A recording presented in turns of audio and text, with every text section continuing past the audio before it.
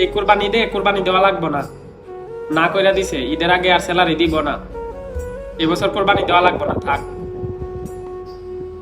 ধার করে আমি কই থেকে আনু? আমি এনে নিজেই তো রুম ভাড়া খানা খরচ চালাইতাম পারতাছি না, আমি আবার কই থেকে ঋণ কইরা পাঠাম, পরে ওই ঋণে টাকা দিমু কেমনে?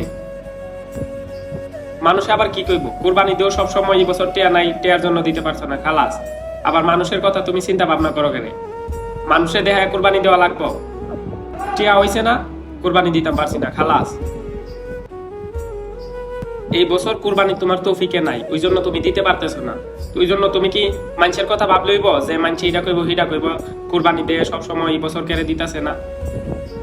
মাস শেষে বেতন পাইলে আমার রুম ভাড়া খানা খরচ রাখা যা থাকে তাই তো আমি পাঠাই দিই, তা আমার কাছে আবার এক্সট্রা থাকবো কই থেকে? আশা রাখা দিয়ে অতলা কথা হইতে পারতাম না, টিয়া দিতে পারতাম না, খালাস, কেটে দিই।